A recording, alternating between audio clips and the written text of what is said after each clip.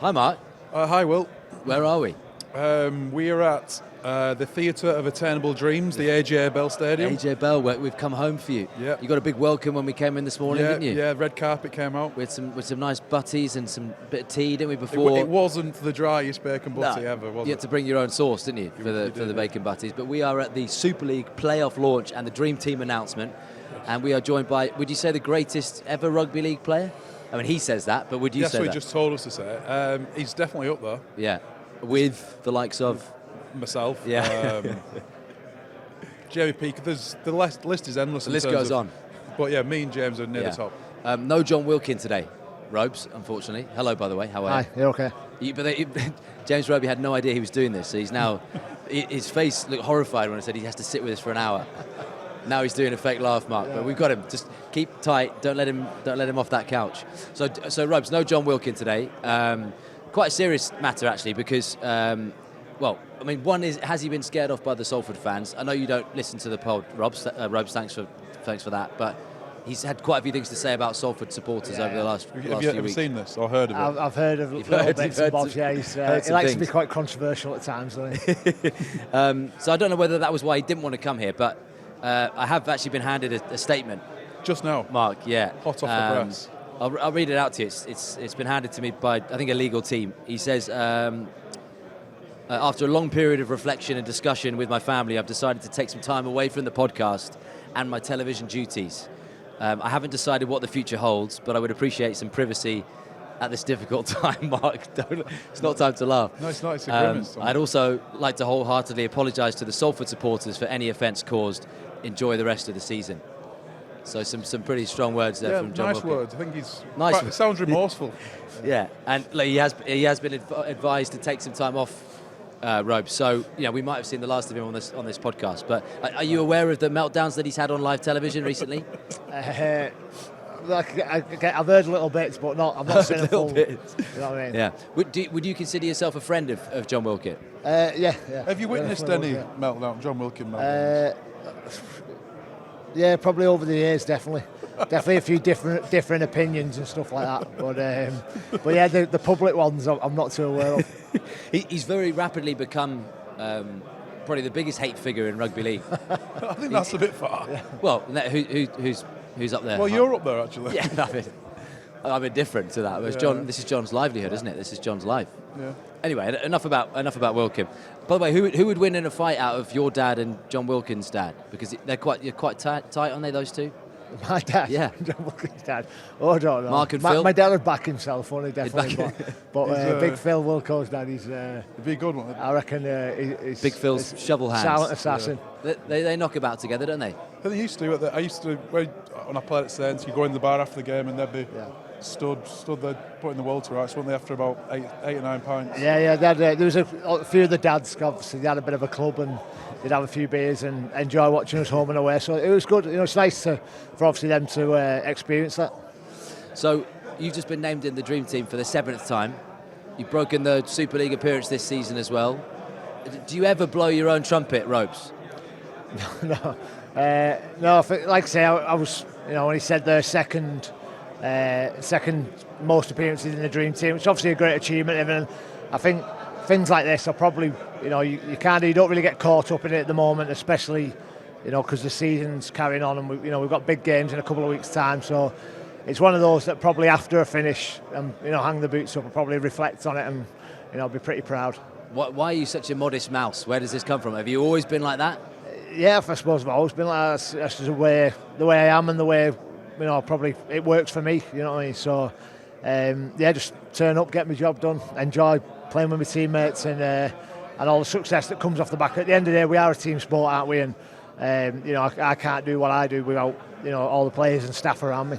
Mark, he seems like a captain's and a coach's dream. I know he's obviously gone on to captain Saints, but I think Jamie Peacock summed it up perfectly, didn't he? He said that because he does it so consistently, that almost that talent gets forgotten because it just happens every week in front of everyone's eyes. Yeah, I think players that have played with him especially realise what he does week in, week out. And I think sometimes when a hooker or any kind of player has a good season, it comes out of the blue, it's a shock, a surprise, but it's happened numerous times over the last 10, 15 years. But still think that their best was never as good as James's best week in, week out. And it's 7 times. I think he should have probably been in this dream team every year since he started, pretty much. He's been incredible. He's a great teammate, and someone I watch now, and I still can't believe my eyes what I see on a Friday night at Saints. Going for a 4th grand final triumph consecutively, Robes. Greedy pigs. Yeah, it's once you win one, you obviously want to go again and again. You almost become addicted to that feeling of winning trophies and being successful. And yeah, we're in a position now where we're potentially 2 games away from going 4 in a row, which would be a fantastic achievement. Never been done before.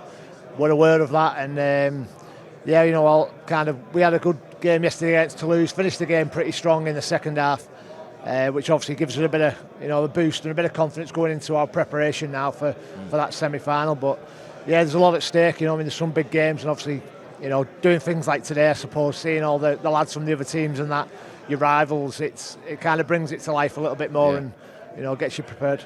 Mark, I'm going to ask you to swap with Robes because I can't even hear a thing he's saying. We're in a room of about 100 people. And, I mean, I don't need to hear you at all, do I? Because you're kind of less important. I lip read as well. Just you do a little swap seat. Do a little swap seat.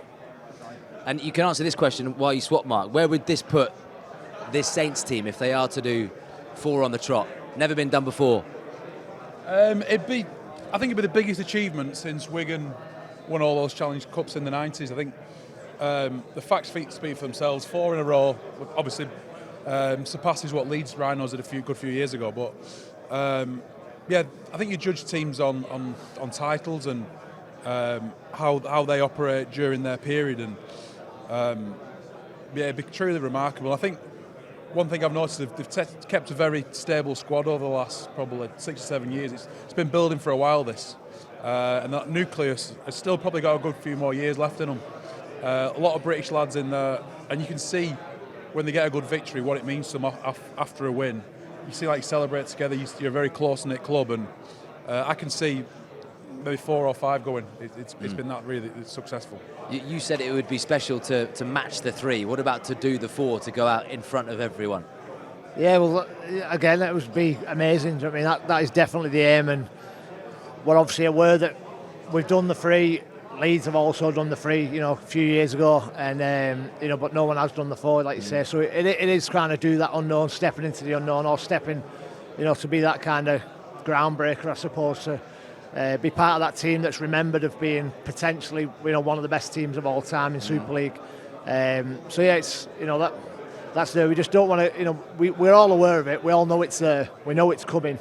Is it the unspoken? Is it a bit like Liverpool last season? Yeah, talking about quadruple? We have addressed it as a team. We have spoke about it. But yeah, it's one of them kind of. It's a dormant volcano, isn't it? We're kind of, we just want to tick along and do our job and pick up the wins. And obviously, we're at knockout finals now, aren't we? The semi-final in a couple of weeks. So first and foremost, we've got to get that in order before we can think about anything at Old Trafford. Now, when you spoke to our friend John Wilkin, I think at the beginning of the season, Super League stories, I love that, but you were asked to give a percentage about staying on. I think you went 90 and then he got you up to about 95. Yeah. I think he just stayed with you, didn't he, to the car park, and then he got you up to about 100. So you're staying on, Robes. Was it a DiCaprio, I'm not fucking leaving moment? Did you have that sort of in front of all your teammates? Not quite, not as dramatic as that. But yeah, I think when I did the interview with John, I was genuinely lean, like I was honest. You know what I mean? I could see in your eyes you weren't sure. There was always a part of me that thought, I can go again. I can keep going, and almost, I suppose, we're all competitive by nature, aren't we, as players? And when someone says you can't do something or someone doubts you, you want to prove them wrong. And I was pretty much ready for retiring. I was happy with what I've done. Content in my career. Obviously, a few telltale signs, body-wise and stuff. But then, the more the year went on, and I was thinking, actually, I'm scrubbing up better than I thought I would at this time of the year, and I'm feeling okay, and still feeling good mentally as well, still enjoying it, obviously, which is a big factor. And I thought, I'm at a club like we've mentioned there. We're challenging for 4. We're in a period of hopefully success for the club and a team that might be remembered for many years to come. And why would I not want to be a part of that? You know what I mean?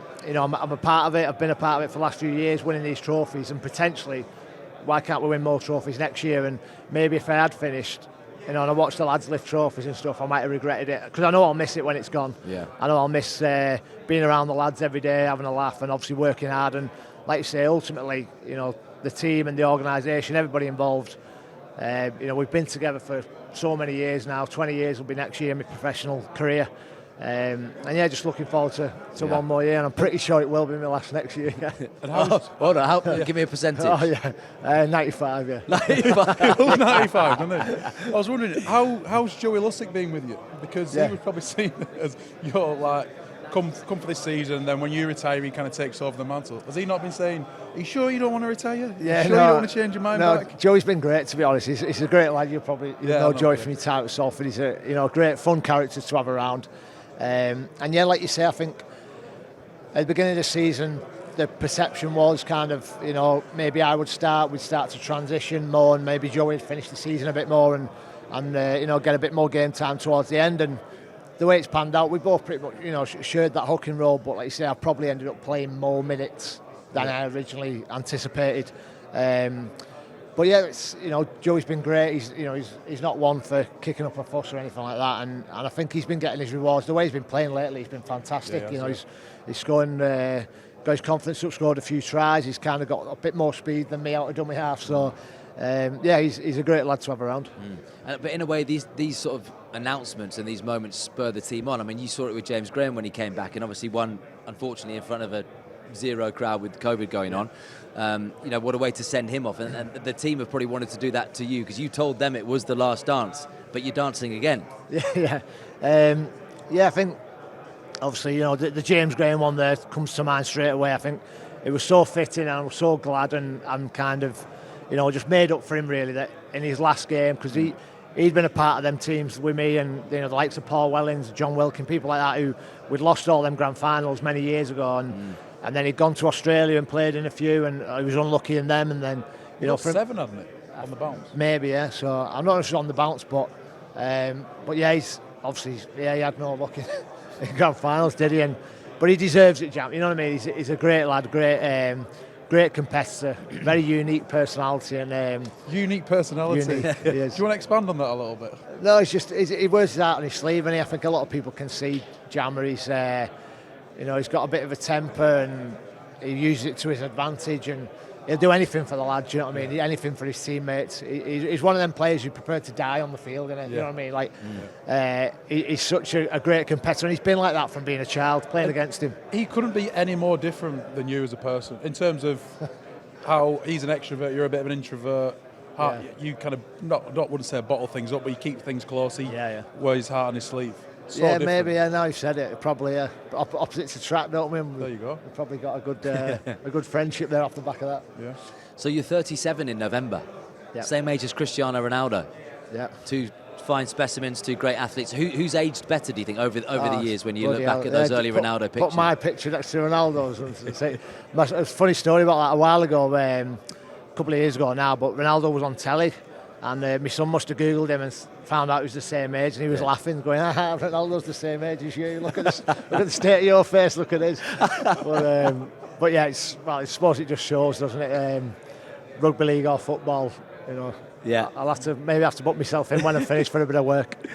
When you think back to all those years ago making that debut, there was a great story, and you told it in Super League Stories, but let's tell it again for those who didn't watch that. The week that you made your debut, you were so excited you crashed your car. Yeah, well, it was the day before, a couple of days before the game, so yeah, long story, but basically I was playing for the academy, and Ian Millward came down to academy training one night, and I've been playing pretty well, and obviously, when the first team coach is watching, you're all tech alert and you're on high alert, sorry. Anyway, he came round after training session and said, I've heard some good things. I'd like to come and train with the first team on Wednesday. So I went to train with the first team on the Wednesday, and afterwards he pulled me to one side and he said, you're on the bench on Friday. So I was like, where the hell's this come from straight away? Like, oh my God, so I'm driving back to sixth form, because I had to take the morning off sixth form to obviously go training. Yeah. And I remember ringing my mum and dad to say, I'm playing on Friday, make sure you get tickets, all that sort of stuff. And I was just at a junction and obviously got too excited, and I ended up going into the back of someone. But it was nothing bad, do you know what I mean? It was only a little... This little was an dint old on the school bumper. Mini Cooper, the old ones. Oh yeah, an old Austin Mini, 1984 I think it was. I loved it, a little red Mini.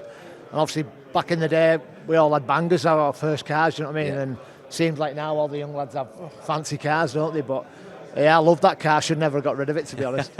But it wasn't a write-off, it survived. Oh, it survived, yeah, survived. there was just a little ding on the bumper, it was nothing bad. So look, building up to that moment, let's rewind a little bit. And you know, you talked about your dad, and I mean, I've met him a few times when John and Mark were at Saints. How did rugby league come into your life as a kid? As a kid, yeah, so my dad's from Liverpool, he's a mad football fan. And yeah, no one in my family had really played rugby league. My uncle was quite sporty on my mum's side, but he played football, and my uncle on my dad's side was a good amateur boxer and stuff like that. So when I was younger, I went down football first, tried that for a little bit, and then one of the lads in my class at school actually was his dad was a Kiwi who'd come over playing rugby, Kevin Tapine, and he coached the local team, which was Blackbrook at the time, and they were short for players, and he said, you know, why don't you come down, you're obviously a sporty young lad, come and try it. And I went down, and they never had enough players, so I was straight in the team, and I loved it. Yeah, I just always remember I sat football off straight away, and I must have enjoyed the physical side of rugby, tackling and running around, and yeah, really enjoyed it and stuck with it ever since. But considering the career that you've gone on to have, and it's still not over yet, and you know, one of the greatest to have picked up a ball, you weren't picked up as a teenager, and that kind of got to you, didn't it? Because all your mates were being picked up by clubs, and you were left behind. Yeah, it was quite tough at times, I suppose. I was always... It was structured a bit differently back then, so from under 11s used to have St Helens schoolboys, and then obviously every year then we'd play against the likes of Wigan and Warrington schoolboys, and we'd have North West Counties representative teams, and I was kind of always in and around them teams.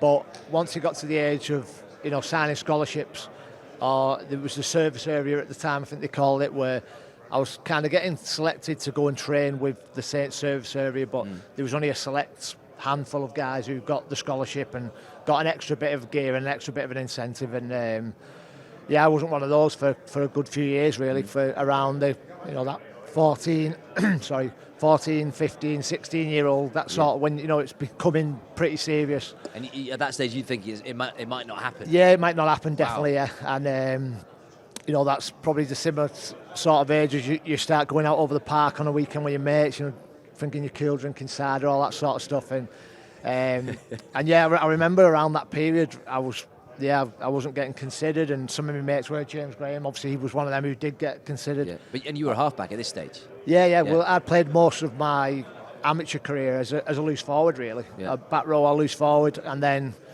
when the scouts came around, they basically said, you know, you're not big enough, we're going to change into a halfback. So I basically went to play 6 and 7 when my time at St Helens, really, when around them teenage years. And yeah, I didn't really get picked up, and then I must have had a good year when I was around 16, 17-year-old. And then they finally give me a paid academy contract at the end of the season. And then it was a bit of a whirlwind. Then within a year or 18 months, I was playing for the first team. I bet they were peanuts as well. You were getting paid back. Oh yeah, it was. It was.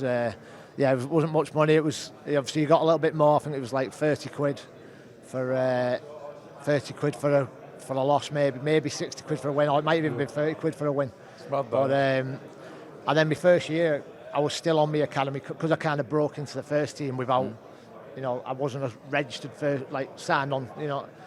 I was still on my academy contract, but I wasn't playing academy games. I was playing first team games, so I wasn't getting paid my academy money. Do you know what I mean? So I was on even less in my first year, but I suppose, you know, that's the way. You've got it all back now, though, haven't you? That's the way it is. And so what you're saying is, you could have still to this day been in the park with a bottle of White Lightning, big beard, you know, looking like sort of Forrest Gump when he went running. Yeah, well, actually, there was a spell where I went back down to Blackbrook, playing for the under-18s, training with them for a few weeks, and then obviously the Saints thing kicked off and happened. So, but yeah, I was very close to just, you know, going back down. What would you have done? That's a fascinating question. What would Roby have been if he wasn't one of the greatest rugby league players? Yeah, I don't know. I'd always love. I say now, my dream job. I'd love to. The military's always appealed to me. Like, really? SAS sort of, you know, special services. I could see that. you in there as well. I'd love nothing more than that. You know. Do you watch SAS? Yeah, I love it. Could we get you on SAS Who Dares wins one day? Do you reckon?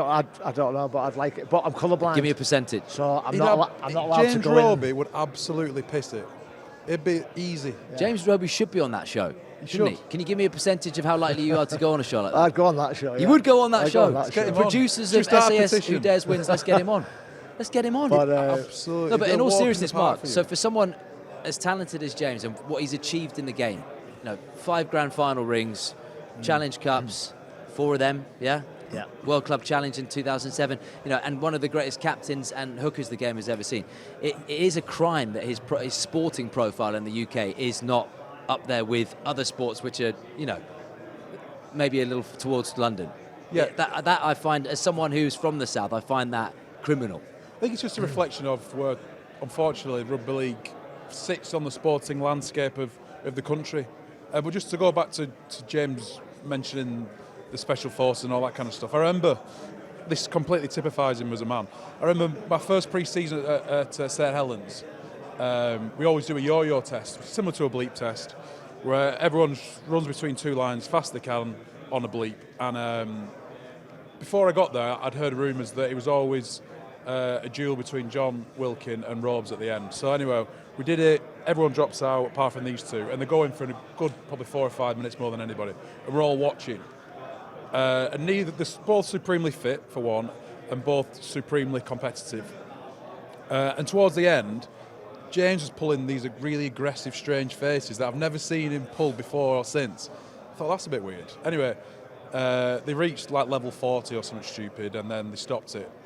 So it was named a draw. But afterwards, I said, James, why do you pull that face? He went, well, I just imagined that someone's kidnapped my children and I'm chasing after them.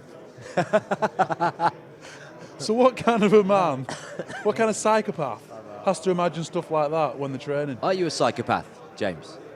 No, I'm not a psychopath at all. You could argue John What Wilkins. a question that is. You could argue John Wilkins yeah. is a psychopath. You could argue James Graham was/is a psychopath. But in all seriousness, the question in kind of that sadistic side, Wilkin, I can imagine you all pushing each other to weird extremities. Yeah, no, I suppose we've all got a bit of a dark side, haven't we? And we do whatever it takes to motivate us at the time. Do you know what I mean? Would you do that often? Imagine your kids being not often, kidnapped. no, but no. Do you do that on the pitch? It's quite an imaginative narrative, isn't it? I used to talk to myself quite a bit on the pitch when I was younger. Like just kind of, like motivate yourself. Give me an example. What kind of stuff? Well, just that, like just stuff as in like, whatever.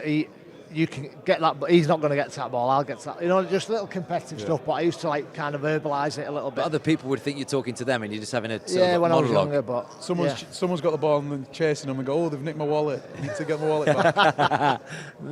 no, but yeah, I enjoy that side of stuff. You know what I mean?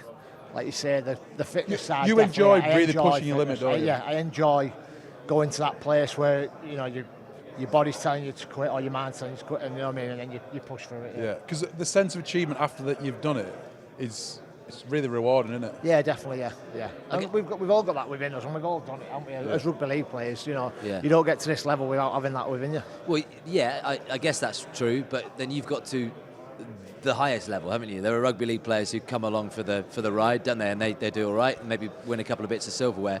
So I guess it's a really hard question to answer, but your mindset, is it from your dad? Is it from your family? Is it instilled in you from people in school?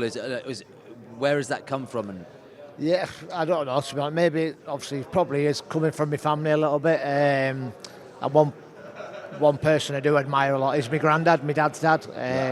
My other side of the family, they died when I was pretty young, really, the grandparents, but my dad's dad, he's still around now, my granddad, and he's a bit of a fighter, to be honest.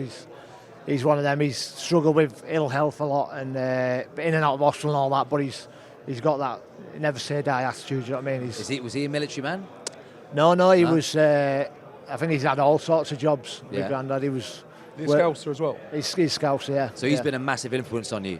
Yeah, a little bit, yeah. He's probably, people say I'm a lot like my granddad in nature, where it skipped a generation because my dad and his brother are a bit mental. But yeah, so me and my granddad are pretty alike. Your dad, you say he likes to go and watch Rangers, likes to travel away to Yeah, Liverpool games. he likes to think he's still a bit of a football hooligan. Was he a football hooligan back in the day? Yeah, he likes to think so. I think me coming along made him clean his act up and behave. So Dad, I can't have that. I need to. I think you need to be clean. But yeah, he still loves it to this day. Yeah. And that's why I saw a lot in James Graham, because they're quite close. Oh yeah. My dad and James Graham are two peas in a pod. Yeah. So look, let's rewind a little bit. Obviously, we've got to the point, you made your debut and you kind of never looked back, didn't you, from 2004. A couple of years later, the 06 side, winning the treble. How special was that team and the people you had around you, the coaching? It had every piece to the jigsaw, it seemed. Yeah, it was unbelievable those times. When I think back, it was just at such a young age as well. I kind of come into this Saints team, played with all these stars that had watched on the terraces at Nosey Road, looked up to them. Next minute, I was a part of it, and I'm working with them day in, day out.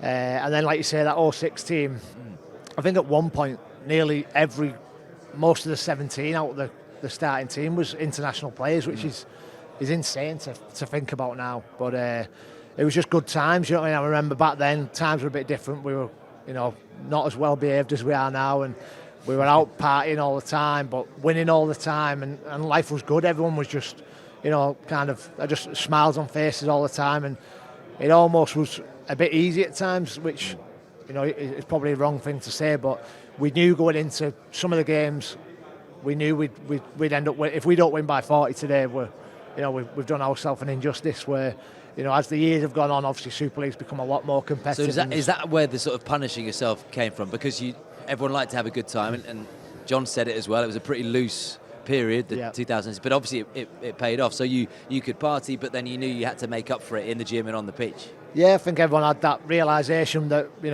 when it's time to enjoy yourself, do that, but when it's time to knuckle down and do training, you've got to do that. And I think Daniel Anderson at the time, who was the coach, he was very good with that. He was quite relaxed, let the lads go and enjoy whatever they want to do, but when it comes to working, you're 100% on it and switched on, and that was just a sign of the times. Who was the loosest goose in 2006? I mean, I've heard stories from Wilkin of sort of Sean Long waking up in the middle of the night, pissing on his passport to the point where he couldn't even use it in the airport. And it was like a shredded wheat, wasn't it? Shredded wheat, yeah. Like John's body. But yeah, who was the loosest back then? Come on. Oh, I don't know. I can't name names. Spill some bit. Well, it wasn't. Was it Wilkin? Longy was quite mad. John was quite loose. You were a different cat back then. I was a bit younger, yeah. Yeah, I suppose that was just the time back then. It was what everyone did, wasn't it? It was, and being the young lad, I just copied the old lad. You know what I mean? All the lads who were married, kids, all that, they were out all the time. So I was like, well, I've got no excuse to be stuck in at home. So I was out. Yeah. Amazingly, back then as well, you were, slightly before that as well, you were third choice hooker. Obviously, Kieran Cunningham was the star of the place. Was Nathan Hines as well was there? No, it was Mickey Hyam. Mickey Hyam. It was Mick Hyam, sorry. So you're number 3. Yeah. The number 3, and patience was massive for you, wasn't it? To be patient, to bide your time. Yeah. But you were learning, you were sponging everything. Was that a period where, your brain was just taking in all this information for what was to come? Yeah, definitely. I think subconsciously I've probably learned so much without even realising, just in and around, being around these players every day. And and like you say, I made my debut coming on as a scrum half for Sean Long. So I'd played a handful of Super League games before I even played hooker. I'd never played hooker in my life until I was 18. And how did that transition come about then back then? Who told you no, it's not going to work? So I think I played a few games for the Super League, for Saints, and then I got selected for Lancashire under-18s in like a derby game against Yorkshire, and whoever was the hooker for the Lancashire team got injured, and they asked me to play hooker. So I filled in the spot. We had played at Odsall, I remember, and I must have had a decent game. And when I went back to Saints, they said, "Oh, it looks like it suits you, so we're going to try there a little bit more in training," and then kind of ended up playing there. Yeah. Amazing, isn't it? How those little sliding doors moments that. Who knows what kind of career you could have had if you'd been a halfback. Maybe I would be looking like Cristiano Ronaldo. Maybe. Maybe sliding doors moment. So when you think back to the 06 days, and the partying and the stuff off the pitch, how different to today are we talking? In the space of only really 12 years ago? Yeah, I think times have changed a lot and society's changed, hasn't it? And I think obviously at heart we're all the same group of lads. We enjoy every now and again having a beer, obviously, and stuff, but it's nowhere near. It's a lot more disciplined now, and I think because of the way everything's instant news and phones and all sorts, you've got to be on it all the time. You know what I mean? You can't be your behaviour on and off the field has got to be impeccable, and rightly so. You know what I mean? That's our job. That's part of the job that we sign up for. And yeah, it's just changed massively with the sports science, nutrition, the amount of research in all facets of the game really that goes into getting us in peak performance, and obviously all the stuff around mindset, mental health. It's come a long way. And what's amazing about that period of time is that the team that you had in 06 was incredible. You probably thought that was the beginning of a sort of domination in domestically, and then from 07 to 11, the 5 straight grand final defeats. Yeah. Which I mean, I can't even imagine what that does to a player, to a coach, to a club mentally. Yeah, it was just one of those. We just felt like we were a bit cursed, or we couldn't get that monkey off our back. We couldn't get past that final hurdle, could we? For 5 years on the trot, like you say, it was pretty grim times, and especially like you say, coming off the back of the success in 06, and probably got talked about a lot, and maybe we bought into that a little bit too much. But then we obviously got some lessons in the years following that. When was the toughest part of that period? Is it after the second one, the third one, the fourth? I mean, especially when you start losing number 3 and number 4, you must be thinking, what the hell is going on here? I know, yeah. I can't think back to a specific time, but I just remember, especially once you start losing 2 and 3, it's that, and it's becomes more difficult year on year to get yourself up for it, and obviously build and kind of be consistent enough throughout the year to get to another grand final, which is an achievement in itself, really. 100%. But to get to 6 grand finals in a row, win the first one, but then lose the following 5, is a great achievement. But the way sport is, and rightly so, you're only remembered by results, and like you said earlier, by silverware. And you at that time were actually pretty dragging Saints, even though you won't say it yourself. But your form was fantastic, so you were helping get them to the final. But to not cross the line. Was that kind of, when you think back some of the darkest days in your career when it was like 4 or 5, but again, a conflict because personally you were playing so well? Yeah, like I say, a club like St Helens as well, and I think because of the kind of, when I come into the team we had all that success, we just expected it, and then to learn all them lessons, if you like, and go through that period, it was pretty bad at times, and it probably, I think John might have said it in the interview earlier on in the year, where we probably had a bit of a carryover after that. It probably took a lot out of us without us realising. And for a couple of years, we were kind of down in the dumps almost, and didn't really make finals and stuff. And it almost took a bit of a rebuild to get back up there in 14, when obviously Flash was a part. I arrived and changed it. Played half-back and saved the day. Flash came saved in the his day. cape, didn't he? Saved the day. Stop it. Before finishing here where we are in the age of Bellum, there's a statue of you outside when we came in, wasn't it? Yeah. But are you going into a grand final then after like the second defeat and the third defeat, just thinking it's going to happen again? You really need it feels almost like you need therapy after that much failure. But failure is the wrong definitely word. There's a lot, lot more pressure, anxiety, whatever you want to call it, around the result, going into it thinking, I hope this doesn't happen again. I hope it doesn't. You know what I mean? And then unfortunately it did 5 times. Yeah. But yeah, like I said, that the 14 one was so important that we got the job done. Yeah. We just needed to win that, to kind of break that curse, if you like. And then obviously since then we've fared up pretty well in finals. When you think of all those coaches you played with, and when they were building up to that sort of Nathan Brown era as well, Mark in 14, what year did you come in? I had 12. 2012, yeah. Out of there in 15, just quick 12 to 15, out, quick grand 4 final. years. But when you think of those coaches that you played under, and internationally as well, who is the one that you've clicked with the most? Who is the best coach that you've played under? Yeah, it's very difficult to say the best. I think you automatically think back, or I do anyway, when you associate winning trophies, generally, ties in with the people who I reckon, have had the most association with, or the closest links. As coaches, and I've been very privileged to have a lot of coaches throughout my career, like you said, including international. But the 3 that come to mind straight away, I've got to say, are probably Daniel Anderson, Justin Albrook and Christian Wolf. And I think between the three of them, not discounting anything that the other guys have done as well, because I got on really well with Mick Potter. Royce Simmons was a fantastic bloke. I'll always be grateful. Ian Millward giving me my debut. Obviously Nathan Brown, Kevin Cunningham. There's so many coaches I've worked under, but I reckon those three just that little bit extra, a little bit of a unique ability around them, but all different as well, because it's probably, Daniel was a very good man manager at the time. At a young age, I probably didn't appreciate all what he did. I'd probably, if I was to go back and work with him at my age now, I'd probably notice a few more things and pick up on, understand why he's done that and why he's done that. But Daniel was a great bloke to have around, quite a wise fella as well, and kept everyone in check, which was pretty important back then as well. Justin came, he was, a really happy guy.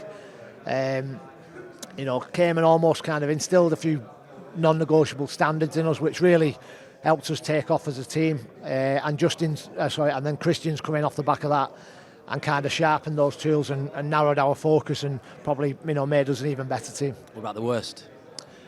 The one that those coaches give you a little bit more. I've never had an issue. No, I don't know. Taking the team backwards. I suppose he's never going to answer a question. I know he's not. I'm one of them. I see the best in everyone. Oh. Do you know what I mean? And no, there's not been anyone who I've been coached by who I think You obviously mentioned Justin Holbrook, and Wilco speaks so highly of him, and I think you both said he just simplified everything, which is what worked for that team. When you've had someone like Justin, who has kind of dragged you post Cunningham days back to where you should be and set those standards there, and then obviously you've had Christian off the back of him. How difficult is it to, I guess, inevitably lose these guys to the NRL, and they take you to a different stratosphere, and then you've kind of got to go again. Yeah. You're not getting them staying at Saints for 4, 5, 6 years.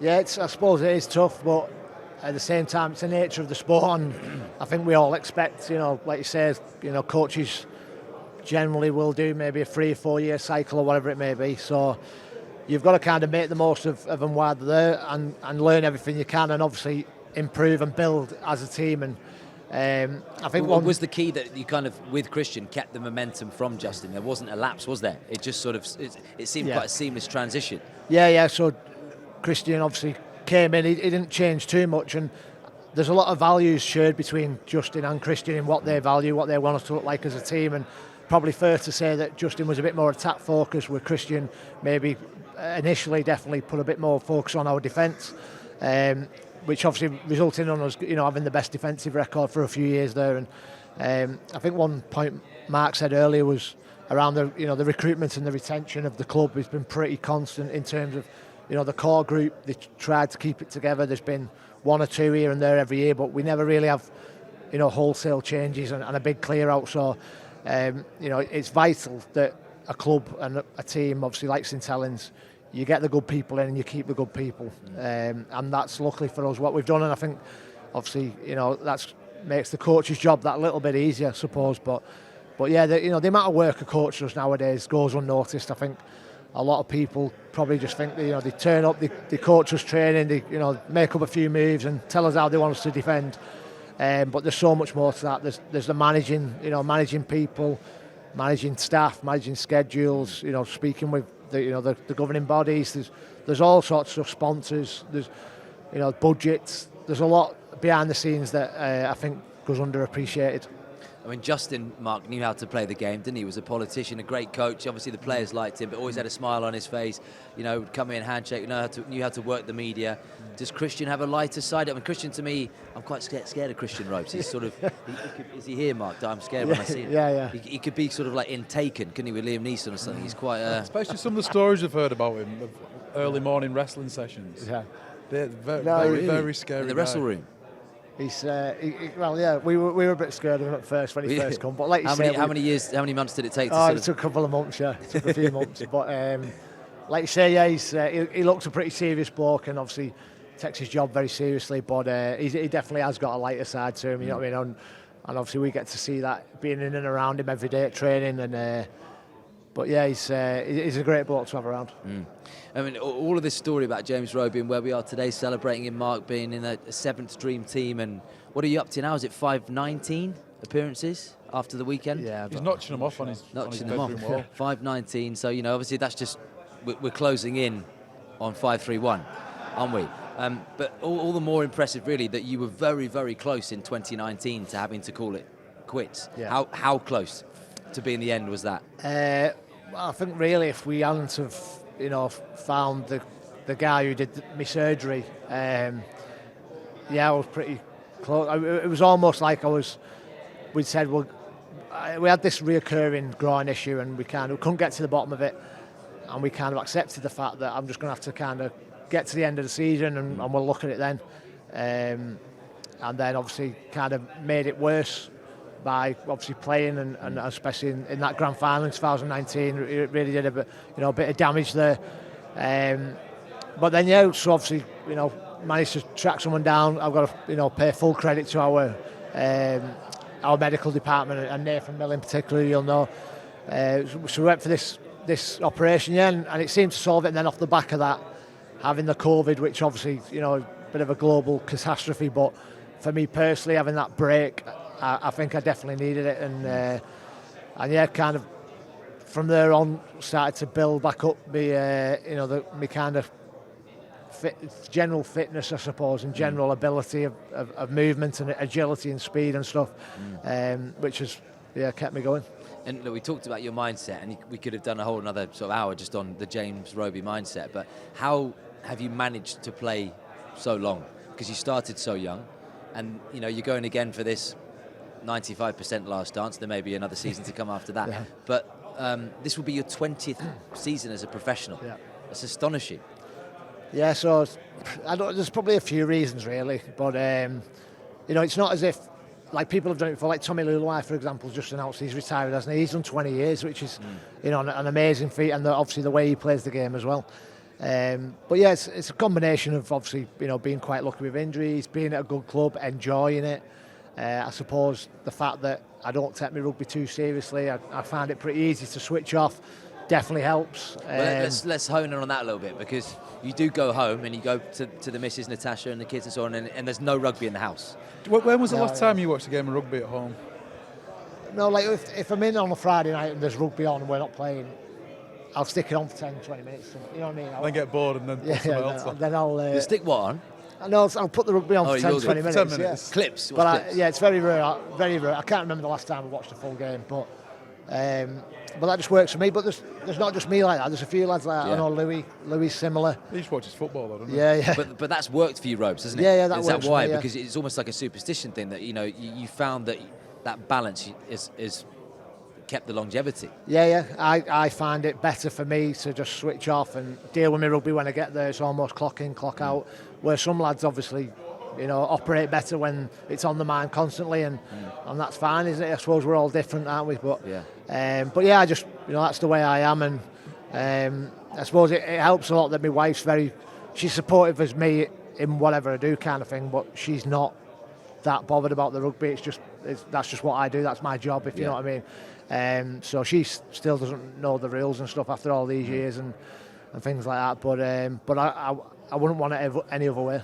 But it's interesting from an analysis side of it, because obviously there's so much in the game now, isn't there, of watching games back. I take it you still do that, as in like you're still forced to do that by Christian when it's work time, but just not like Mark, sort of a vanity project when you go home looking through his old, watching the 2014 grand final. Yeah, all the time. Thinking, Ben Flower, I'll get you next time. Try that. I think it's quite rare that you get someone who'll go down as one of the greats of the sport who isn't as emotionally invested and dedicated to studying it away from just actually playing and training.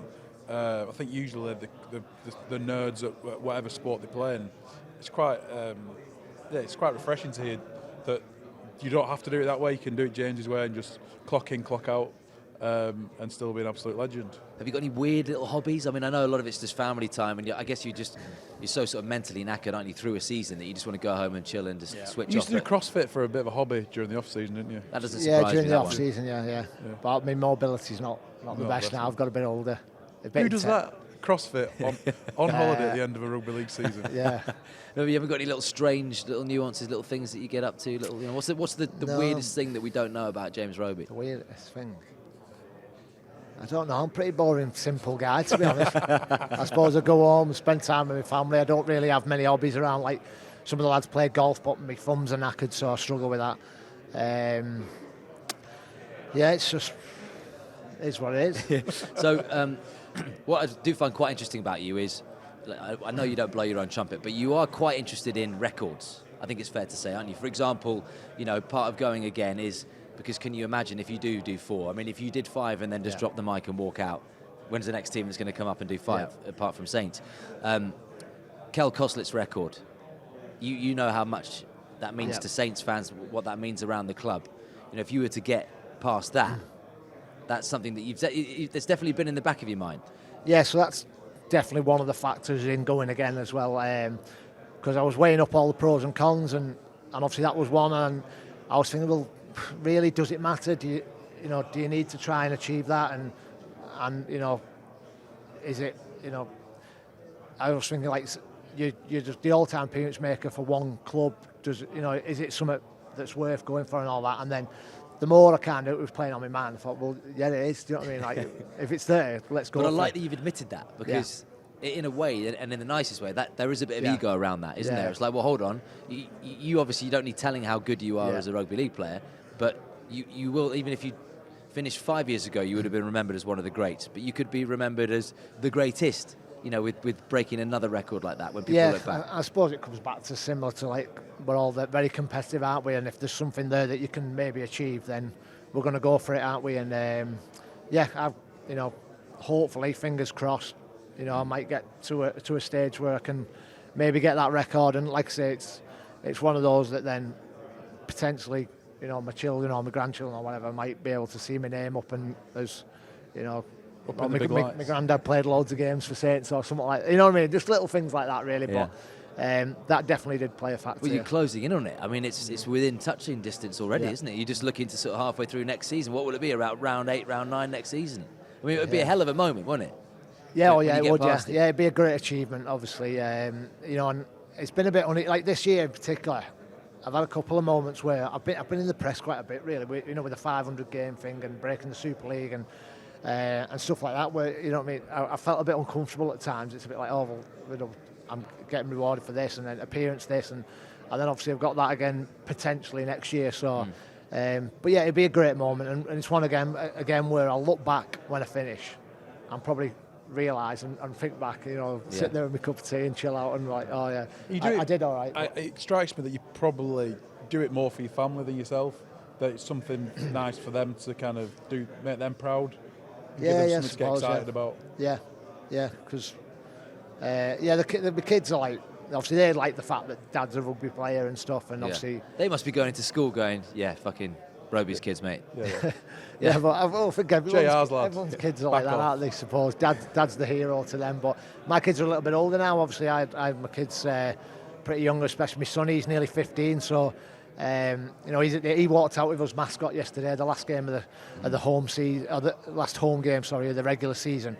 We always walk out with our kids as mascot, but my lad's the same height as me now, and he's walking out and he's like, I'm not holding your hand, Dad. Like, he said you're too cool for that kind of thing. So he felt a little bit embarrassed walking out, but I was like, no, come on, because it's a special moment for me. Do you know what I mean? And we'll only get that chance a couple more times. So, my kids are a little bit older now, so it probably is a bit different for them, but it's all they've ever known, isn't it? So it will be a change for them too. What gets you emotional? Anything? Or, externally that we can see? Have you ever had that kind of breakdown and tears and thinking, reflection and so on? Because you don't often reflect when you're in the heat of the moment in the career, do you? No, I don't know. It works for me. Like I say, I probably don't give off many emotions. I like to think I do have emotion, but I know that I don't give off that perception, if you know what I mean. That's just me as a character. I just worry about my own job, like I say earlier. Try and get my own stuff in order. Don't worry too much about other teams or other players. And hopefully, do you think that will come though? Like, when you eventually do hang up your boots, not next season, because you've just said you're probably going to go again for another one after this. So when you eventually there is that point where you can sit in the pub with the likes of Wilkin and Graham and Sean Long and everything, and just all look back on the good times, and then it'll maybe just flood out of you. Maybe. I'll have to go and do some of them Wim Hof breathing techniques and start crying like all them celebrities. But yeah, no, I think when I look back, it obviously depends what I go into, doesn't it, after rugby and stuff. But I'm going to miss it 100%. You know what I mean? I know for a fact that I'm going to miss. I've become so used to just kind of, going to training, being with the lads, having a laugh, working hard. And I suppose it is a very unique kind of workplace, a bit military-esque and stuff like that. When you're all together every day, we kind of get told what to do, what we can and can't do. Got to live by strict regimes every now and again and make sacrifices. But I like it. I like the routine of it. And we've got another year of that to come. I mean, it is amazing, Mark, really, that. I mean, and you've been in a dressing room with James Roby. You've been on a pitch with him, and even when he wasn't captain, he's a captain, really, isn't he? Because everyone's just following his example that he's leading by. The sort of the humble nature of him. I'm just thinking of all the other people in different sports at the very top of the game, all the endorsements and everything that come their way. I mean, Robes has even said, was it 2018 when you had to lift the trophy for the first time as captain? You found it really awkward. You didn't really know what to do, and you were thinking about the pyrotechnics and so on. It wasn't just like obviously you've got used to it now. I mean, if you lift it a fourth time, you know what you're doing. But it's kind of unheard of for someone at that level, at the top, to have that personality. And it's so organic and it's so authentic, isn't it? And it's great for the club as well to have your figurehead of someone that has set standards on and off the field with how they behave, and such a humble manner that they do it in. And a few months ago, I was speaking to someone who was involved with the Irish rugby union team, and they're number one ranked in the world right now, and they've been on a great bit of success. And he said one thing they do when they're training, they're always talking about being calm under pressure. So they're never flapping, they're never nervous or stressed in stressful situations. It's all about playing whilst being calm. And when he said that, it made me think of James, because I've never been on a field with him for the 4 years, 100 games or whatever it was. He was never anything but calm and cool. And even in the tough times when we played in the grand final in 14, when we were on the ropes a little bit, he was that calming influence on everybody else. And it's such it's very rare, I think, in sport. And it's such an important commodity that you've got your leader, who's the most important player for your team, just calming everybody down, putting them at ease, and he kind of sets a precedent for the rest of the team to follow. And when you see every one of his games, he's got the same stone face all the way through. And he could have done 50 tackles or 100 tackles, and you'd never know it. And and that's having your captain to kind of behave like that is really important, I think. Do you ever get stressed? A little bit, yeah. But you don't show it. No, probably don't. Yeah. You don't. No meditation. You don't do any mindfulness. Anything behind the scenes. No, I've started doing a bit of yoga now. I'm getting older. Every now and again, copying. My wife does yoga, but I do struggle. Very bendy. It used to be very bendy, anyway. No, I'm not very. My flexibility is terrible, to be honest. Like a big ball of rubber. Yes, but I'm just trying anything that will maybe get that 1%. Well, it's those little margins now, isn't it? That can give you those extra few months. But yeah, no, I'm like I say, I'm just pretty chilled out, laid back, and like I said earlier, probably get it from my granddad. So, but just before we finish and talk about sort of what you might do after rugby, one last dance for Saints, potentially 2. Yeah. But no last dance for England. Has Sean Wayne been sliding into the DMs? No, not spoke to anybody at England.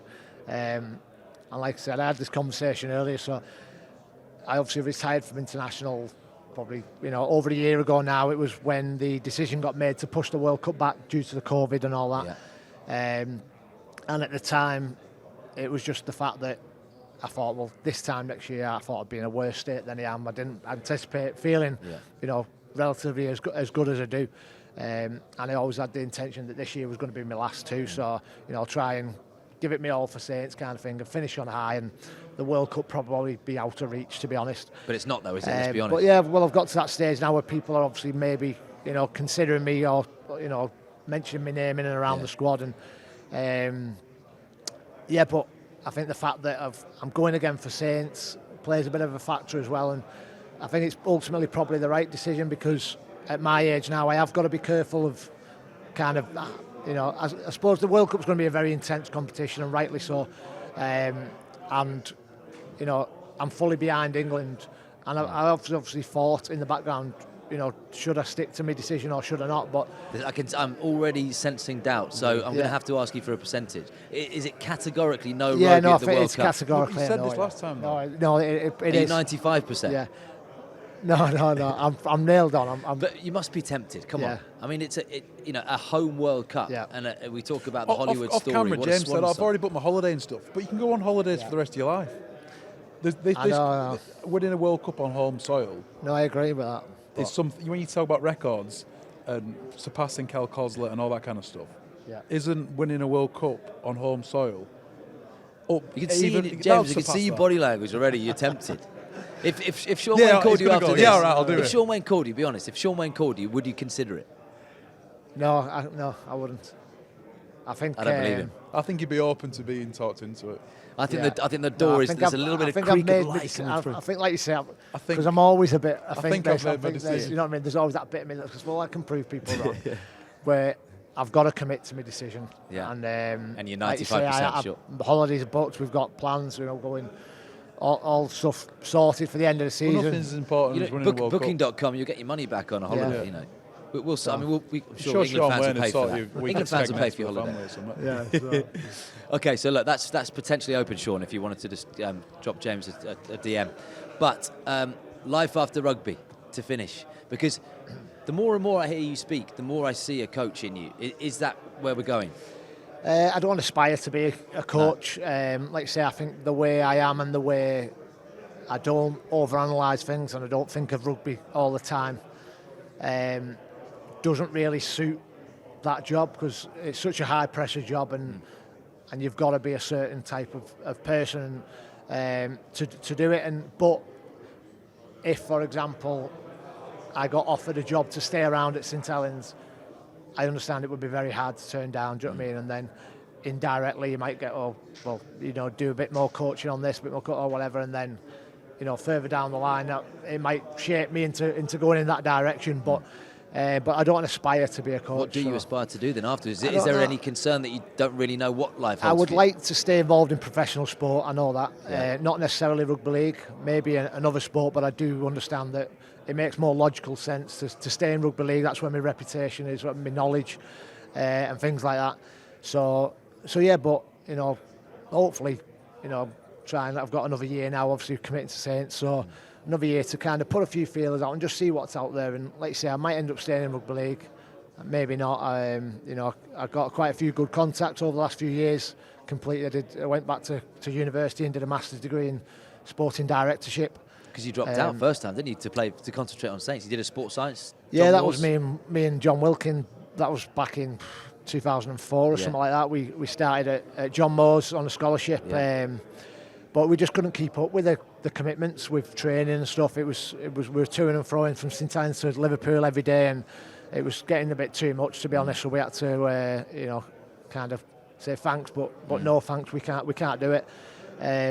Picked up my studies later on and got all that done now under my belt. But it's kind of opened my eyes a lot to jobs that are available across sport in general and the future of sport. You're going to need something to get your kicks, Robes. Where are you going to get this adrenaline rush? Yeah, you need that. I'll end up doing mad challenges and stuff like that, definitely. Well, we've already signed you up for SAS Who Dares Wins. Yeah, is that Middleton still doing that? You got cancelled, didn't he? I forgot. He's been cancelled. We can sort that out for you. I look forward to marathon. I'm a celebrity. All that. Strictly?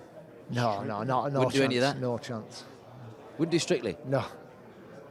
I'm Some of the outfits. Well, just because the outfit. All right, what if Strictly say you can wear what you want? Will you come on? No, I'm not. I'm not. I wouldn't be able to move by then. Because you're not on social media, are you? No. Very much. Yeah, just a hidden cloak. Privacy's power. Yeah, I reckon. I like it. I like to just do my own thing, and obviously just because I'm not posting it doesn't mean I don't do good things and go on days out with my family and stuff. You just have to tell everyone about it. Yeah, I don't feel any. I can't be doing. It was a bit like John was like that for a bit, wasn't he? But now every morning John posts down at the bakery, different slices of bread that he's making, and different slices of bread that shows that he's up at 4 o'clock in the morning running the business. Yeah, that's very true. To begin with, Will, you asked me about James Roby is the best player of Super League era. You've had a think about that. I've been thinking about it because I massively sat on the fence. And you're going to say no? Unfortunately, he didn't make it in my eyes. No, but in my opinion, he definitely is. So we talk about longevity in sports. Obviously, he's breaking the Super League record and probably appearances for St Helens. But it's the longevity. It's the fact that he's been in 7 dream teams. It's the fact that when did you make your international debut? 2006. 2006. So we're in 2022. 16 years later, and you'd walk into a Great Britain England shirt. So being able to play at that standard, international standard, for 16 years, and then most importantly, the context of where he plays, the position. So an 80-minute hooker is the hardest position on the field because you're a smaller body because you've got to be fit, but you're surrounded by bigger men. So the amount of graft and toll that goes through James's body, but he's always got to be supremely fit and control where his team goes around the park. So the fact that it's the longevity, it's the position he plays, but also the humble nature of how he goes about his business, in my eyes, is definitely the best player of the Super League era. There you go. High praise from Mark Flanagan. That's got to be up there. I mean, you've got to say it about me. Say something nice about him. 5 seconds to say something nice about Mark. Right. Can you think of anything on the spot? Good-looking guy. Good-looking guy. Yeah. Good. No, he's good lad, Flash. Good lad. Well, he was all right. He's a good lad. He's a good lad. He was all right. He's a good lad. He's a good lad. James, thank you so much, mate. Do you know what? I messaged Mark last night, and I just watched, because I watched the interview you did with John, and I thought, what a bloody good lad. He just comes across as a bloody good lad. We've never met before. Well, we've met a couple of times. We've never had a chat before. He doesn't remember. He doesn't remember me. No. But mate, top man. I love James Roby. I love his vibes. I love the vibes that he's giving off. And wishing you all the best, mate. End of the season. Number 4 would be incredible. So the things I've sort of taken from this last hour is that James Roby says that he possibly will go on for another season after next. Yeah. He's signed up for SAS Who Dares Wins. Yeah. Sean Wayne, you know what to do. You've got his number. If you haven't, just give us a bell. We'll sort that for the World Cup. So potentially James Roby playing at the World Cup. And what else did you get out of that, Mark? I'm a good lad. And you're a good lad as well. There we go. So let's just finish by saying our thoughts are with John at this difficult time. We're not sure when he's going to be back on television, on the podcast. And if this is the end, John, on Out of Your League, we thank you so much for your hard work over the last 5 or 6 years. And John, all the best. All the best. We'll see you soon on Out of Your League.